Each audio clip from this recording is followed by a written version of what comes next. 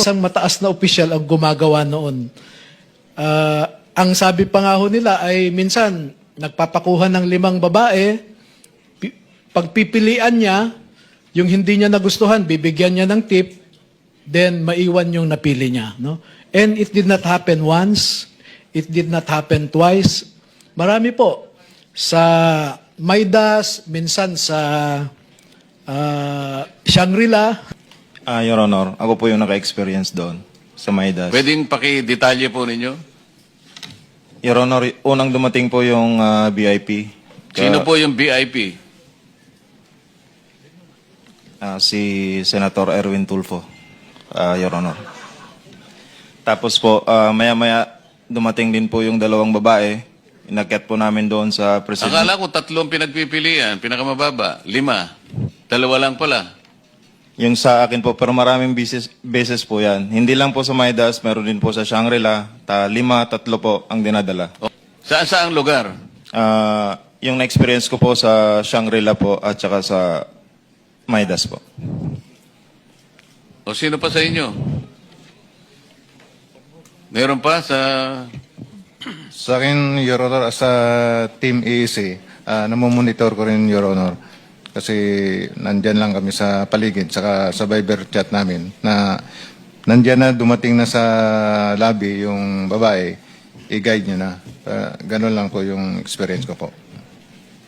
Same personality. Ganon din yung pangalan ng binanggit ng kasama mo? Kapareho rin? Yes, Your Honor. Okay. Senator. Naku po. Iilan lang ang senador. Naku po. Ala. So, si Senator. Magkano Ay, si ino-offer ni Senator? Ano pa lang. Tip pa lang, paldo na. Tip pa lang, paldo na. Tip pa lang, paldo na. Magkano mag-tip si Senator? Abot ng 250 to 300. 250 to 300. Yes, Wala pang po. nangyayari to. Wala pa po. Ganun ang senador, ano? Grabe, no? Napaka, no? Opo. Napaka generous pala nila, no? Kasi galing sa tax. Oo nga, no? Mga galing sa tax. Mas lalo si ano. Ay, nako.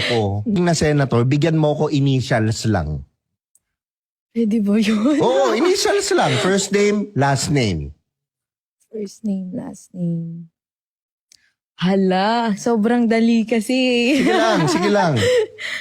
Initials. Initials. Gitna na lang. Initials. Okay lang. Ano siya? May Y. Y? Tapos ano yung last name? Hala, ang hirap na ito. Kinakabahan Hindi, first ako. letter ng first name. O, sige. First letter. First name. R. R. Mm. Last name. Hala, wag na. First letter ng last name. First letter ng last. O, sige. Wag first letter. Last letter ng Last last name. letter. R ang first name, di ba? Opo. Last letter ng last name. F na lang. Ha? F. F ang last name.